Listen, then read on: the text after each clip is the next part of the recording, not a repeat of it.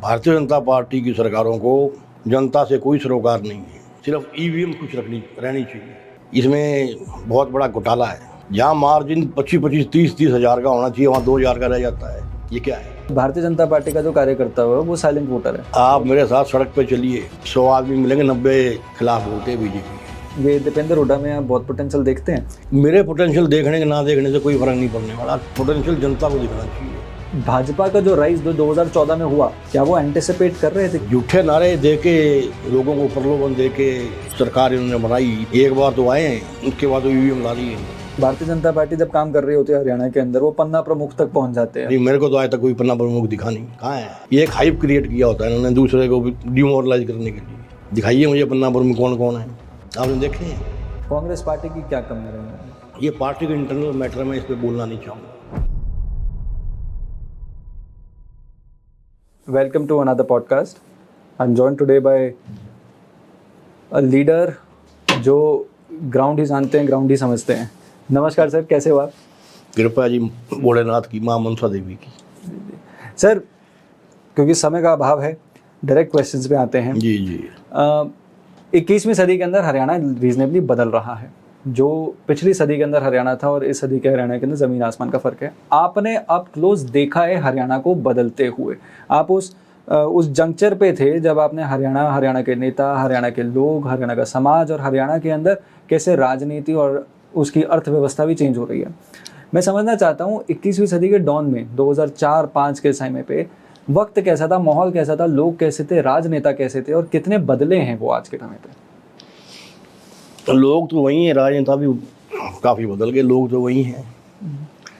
और जैसा राजा होता है प्रजा भी वैसी ही बन जाती है। ये तो राजा के हाथ में है कि राज्य को किस ओर लेके जाते हैं वो। तो हरियाणा के अंदर किस तरह के बदलाव हुए? क्योंकि 2004-5 का वो जो जंक्चर है ना, उस टाइम पे आपने वो हेल्म पे देखा था। आपका परिवार हेल्म पे था कांग्रेस पार्टी के अंदर, आप ही के लोग थे, आप ही ने कांग्रेस पार्टी के लिए। हमारा परिवार आज भी ऊंचाई भरी है जी। बात ये नहीं होती कि आप मुख्यमंत्री हैं, विधायक हैं या क्या हैं। बात ये कि लोगों को दिल को कौन जीतता है, वो असली राजा होता है। जी। और भगवान की कृपा से आज भी हम जनता की सेवा करते हैं। जनता का पूरा प्यार हमें मिलता है, और क्या चाहिए इंसान को। पर 2004-5 के अंदर उस वक्त का घटनाक्रम हुआ क्या था? क्योंकि एक एंटिसिपेशन क्लियर थी, भजन लाल जी का ही सबसे ज़्यादा सपोर्ट था, उन्हीं को मुख्यमंत्री भी बनना था। तो ऐसा बदलाव आया क्या आपकी आंखों से जो आपने देखा, वो बताइए प्लीज। देखिए, चेंज तो होता रहता है, कोई ना कोई किसी को उठा के ही बनता है। जी। मेरे फादर भी किसी को उठा के बने थे, मोदी जी भी किसी को उठा के बने हैं, इनको भी उठा के कोई बनेगा, राहुल गांधी जी बनेंगे।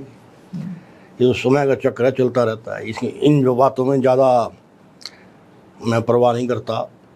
हमारा काम सिर्फ जनता की सेवा करना है। जो मेरे फादर ने मुझे सिखाया, मैं उसी रास्ते पे चलता हूँ।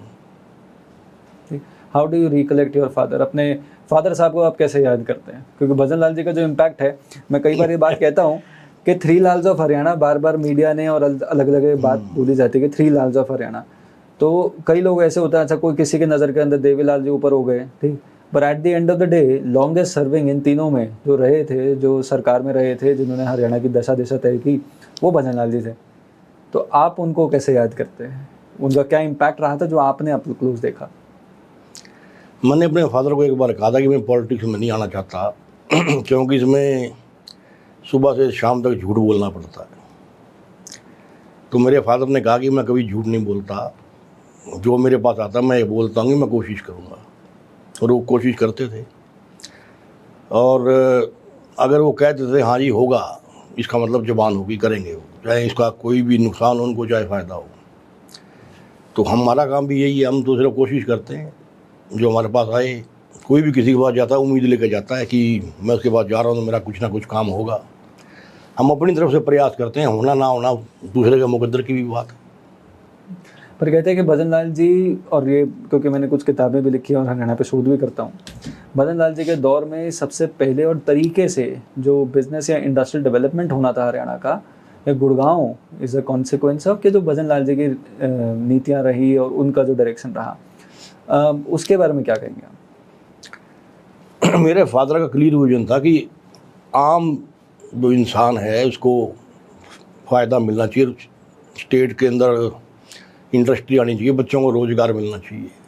आज आप देख रहे हैं बड़ी बड़ी डिग्री लेके भी बच्चे को काम नहीं मिलता, बेरोज़गार घूम रहे हैं। यहाँ तक कि MBA जिन बच्चों ने MBA कर रखी है, MA कर रखी है, वो भी कारपेंटर का काम करने पे मजबूर हो रखे हैं। काम कोई छोटा नहीं होता, लेकिन डिग्री के हिसाब से काम मिलना चाहिए। सरकार ने सारे रोज़गार के रास्ते बंद कर दिए हैं। तो इसमें हरियाणा के अंदर, जैसे हरियाणा के आज मुख्यमंत्री नायब सिंह सैनी हो गए, उससे पहले मनोहर लाल खट्टर जी थे। 2007-8 के अंदर तो आपके भी जीवन के अंदर एक बहुत मेजर टर्मोइल हुआ था, बट पॉलिटिकली स्पीकिंग, ठीक उस टाइम पे आप, क्योंकि भूपेंद्र सिंह हुड्डा जी जब मुख्यमंत्री बने थे, आप भी डिप्टी CM रहे, तो आपने भी चीज़ें एकदम अप क्लोज देखी। क्या उस टाइम की जो सरकारें थी, जिस तरह से वो काम कर रही थी, और 2014 के बाद जो सरकार आई है, उसके अंदर कोई लंबा चौड़ा बदलाव है आपकी नज़र से? क्योंकि आप देखिए ऑपोजिशन में, वो जानते हुए आप बताइए। नहीं, देखिए, वो मैं इसलिए नहीं बोलूँगा कि मैं कांग्रेसमैन हूँ या मैं किसी के खिलाफ हूँ या मैं किसी के फेवर में हूँ। ये सबको दिख रहा है कि हालत पहले से ख़राब होते ही जा रहे हैं स्टेट के, हर लिहाज से, चाहे वो रोज़गार की बात हो, लॉ एंड ऑर्डर की बात हो, हर क्षेत्र में हरियाणा पिछड़ रहा है। और इसको मतलब ये इसका कारण आप भारतीय जनता पार्टी को देते हैं? किसके सर पर ये रिस्पॉन्सिबिलिटी है कि इतना जो अपतन हो रहा है? नेचुरल बात है, जो भी जिस भी पार्टी की सरकार है, जिम्मेवार तो वही है ना। उनको देखना चाहिए कि आज की लोगों की डिमांड क्या है, लोग क्या चाहते हैं। उनको, भारतीय जनता पार्टी की सरकारों को जनता से कोई सरोकार नहीं है, सिर्फ EVM खुश रहनी चाहिए। जब तक ये EVM है, जो इसके खिलाफ आंदोलन होना चाहिए। इसमें बहुत बड़ा घोटाला है। मैंने बचपन से लेकर आज तक बहुत चुनाव देखे हैं, खुद भी लड़े हैं, लड़वाए भी हैं, देखे भी हैं। हर आदमी को आइडिया होता है कि इतने वोट मुझे आएंगे। गांव में अगर कोई पंच का चुनाव भी लड़ता है, उसको भी आइडिया होता है, सरपंच को भी आइडिया होता है, जिला परिषद को, सब आदमी को आइडिया होता है। जहाँ मार्जिन 25-25, 30-30 हज़ार का होना चाहिए, वहाँ 2,000 का रह जाता है। ये क्या है? सभी पार्टी राजनीतिक दलों को मिलके आंदोलन करना चाहिए और इलेक्शन बैलेट पे कराएंगे।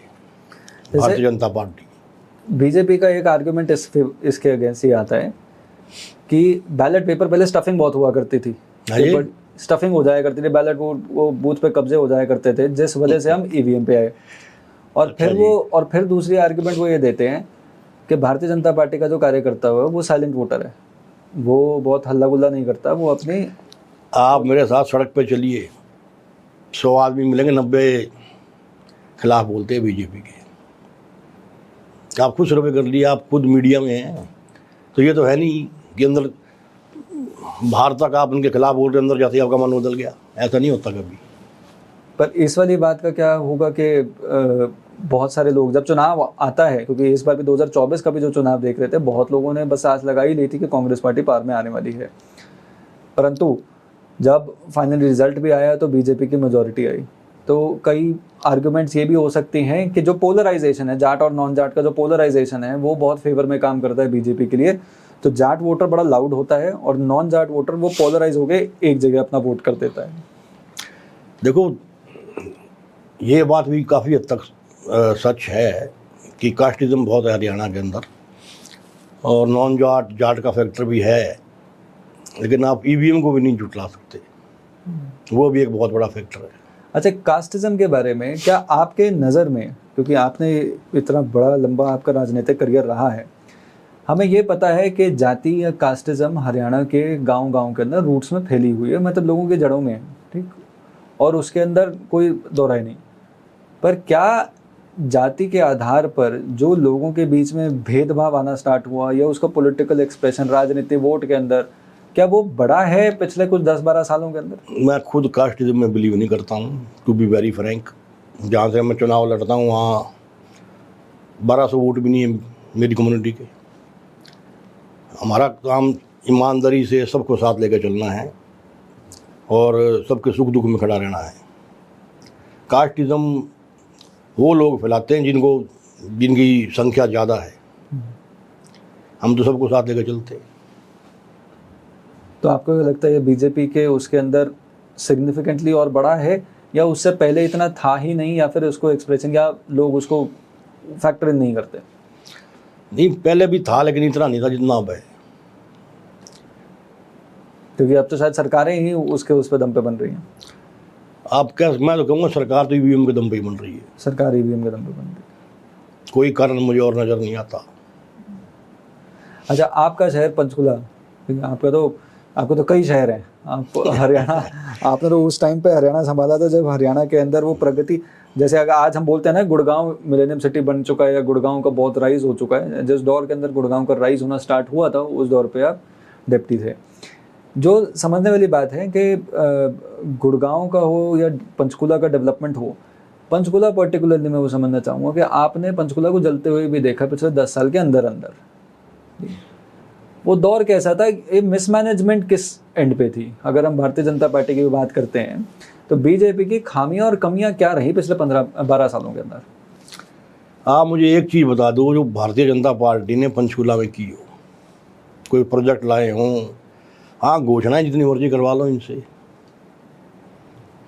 पहले लोग पंचकुला का एग्जाम्पल देते थे, अब मोहाली कहीं आगे निकल गया पंचकुला से। चंडीगढ़ के लोग भी कहा करते भी पंचकुला बहुत आगे निकल गया। अब तो पंचकुला काफ़ी पिछड़ गया पिछले 10-12 साल में। और हरियाणा के अंदर ऐसी मेजर कौन सी खामियां रही जो आपकी नज़र के अंदर? क्योंकि ये तो देखिए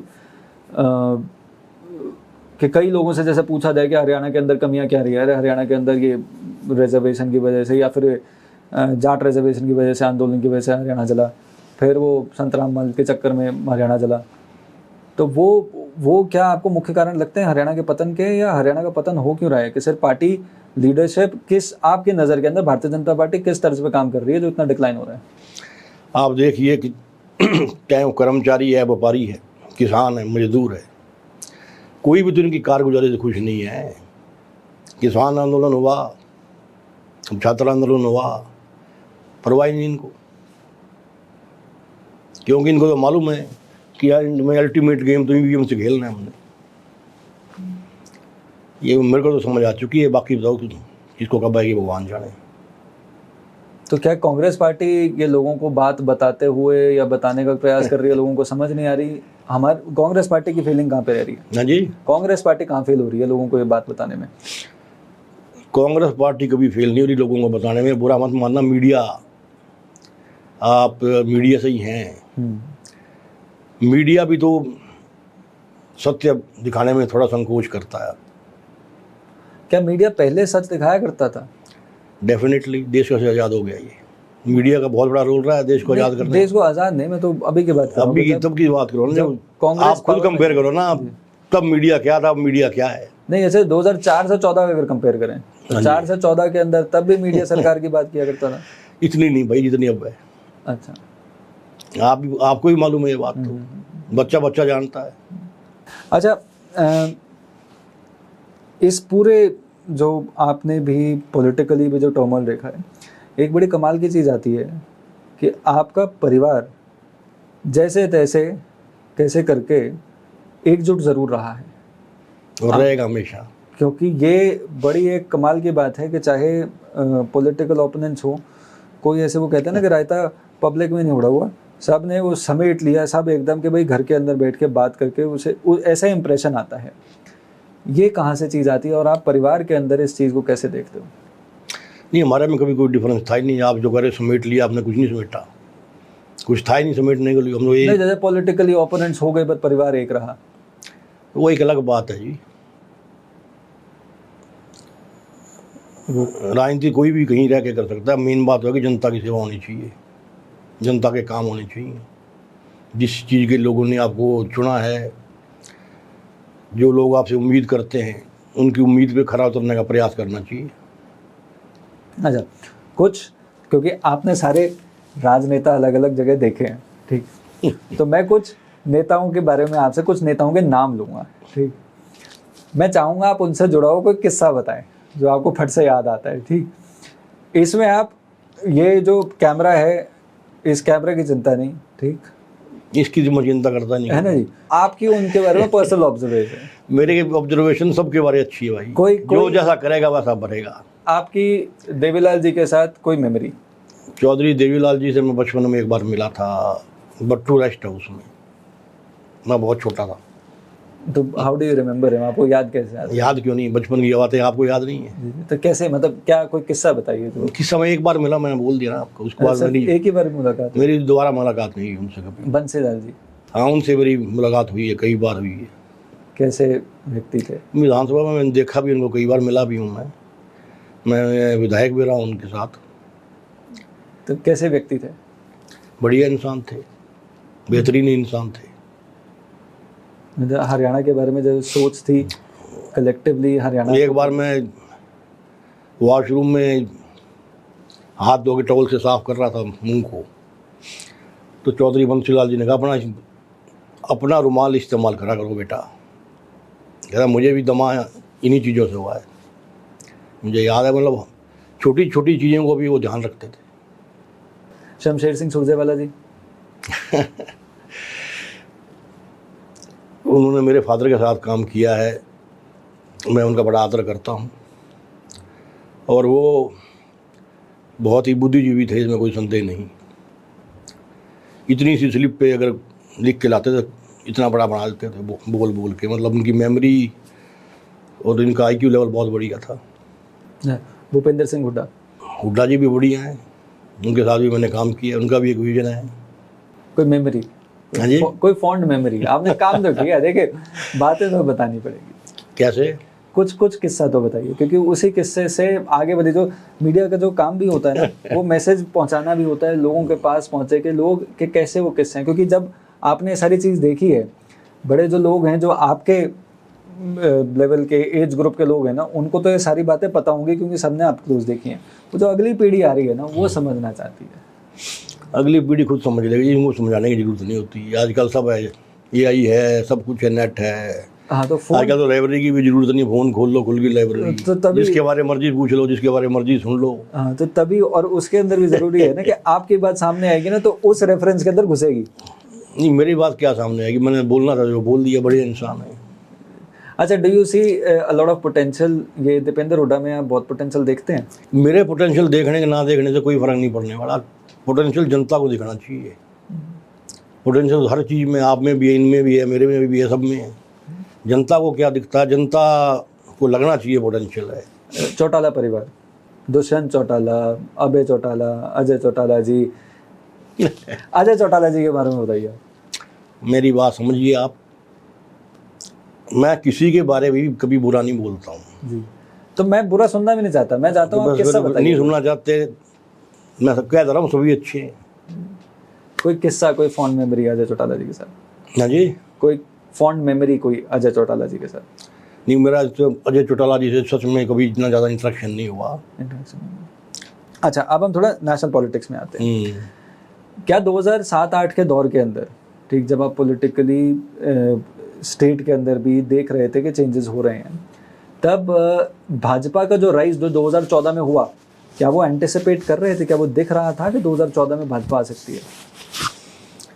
झूठे नारे दे के, लोगों को प्रलोभन दे के सरकार इन्होंने बनाई। 15 लाख खाते में डाल देंगे, ये कर देंगे, वो कर देंगे। और कुछ जनता चेंज भी चाह रही थी, इसमें कोई शक नहीं है। वो आ गए, एक बार तो आए हैं, उसके बाद तो EVM ला रही है इनको।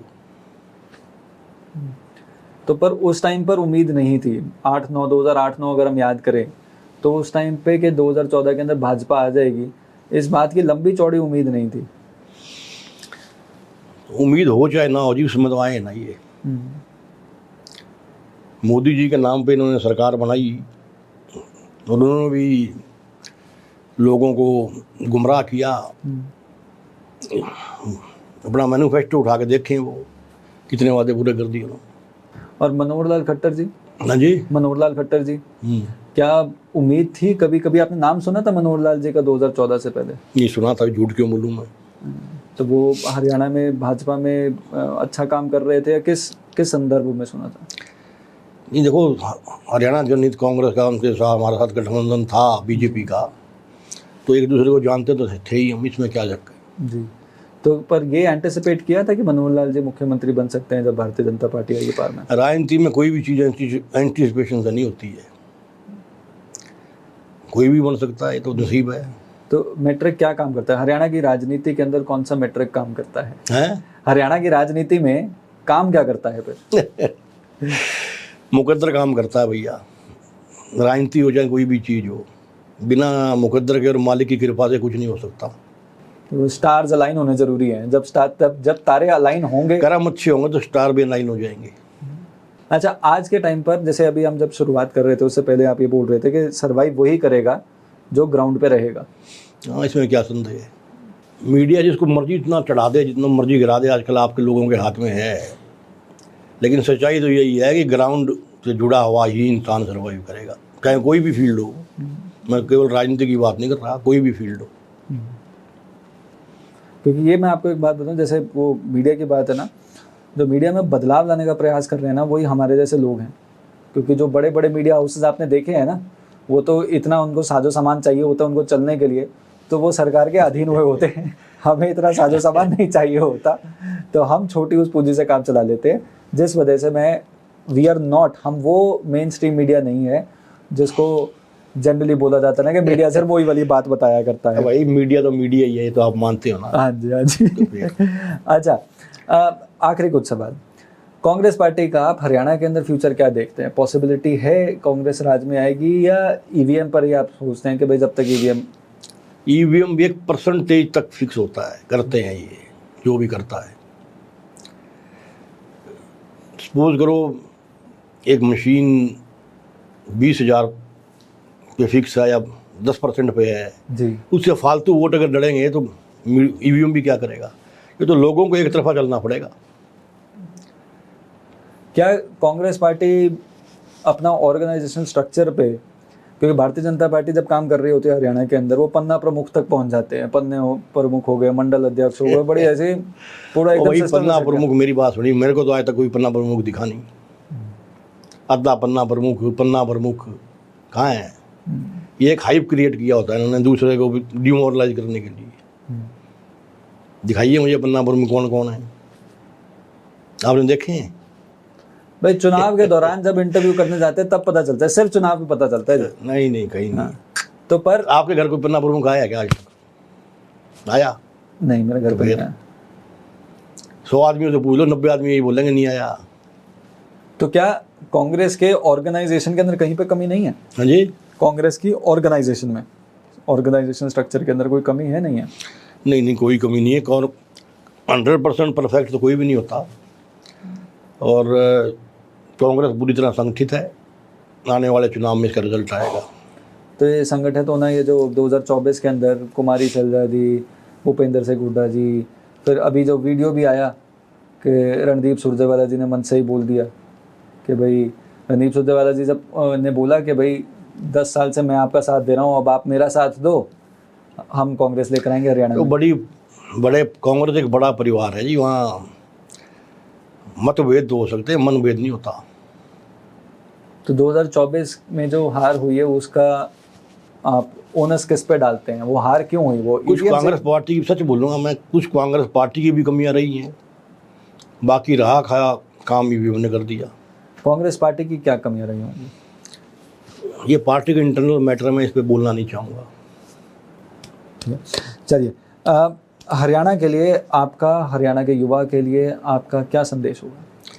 मैं उनको यही कहना चाहूँगा कि अब वक्त आ गया, और अधिक जागरूक होना पड़ेगा उनको देखना पड़ेगा कि उनके हित कौन सी पार्टी के हाथों में सुरक्षित है, और उनको उनका साथ देना चाहिए जो उनका भला करना चाहते हैं। और इन स्टूडेंट प्रोटेस्ट के बारे में क्या कहेंगे जो अभी दिल्ली के अंदर हुए? हम पूरी तरह से, हमारे जो बच्चे हैं, छात्र हैं, उनके साथ हैं। बहुत ही गलत हुआ है, उन पे जो भी केस बने वो वापस होने चाहिए। केवल मंत्री का इस्तीफा लेना कोई सोल्यूशन नहीं है। ये तो 2 महीने बाद फिर बना देंगे, कहीं और एडजस्ट कर देंगे उसको। सख्त से सख्त कानून बनना चाहिए इसके लिए, ताकि आगे से ऐसी गलती दोबारा ना हो। ठीक है, with that thank you very much sir, Thank आपने समय दिया।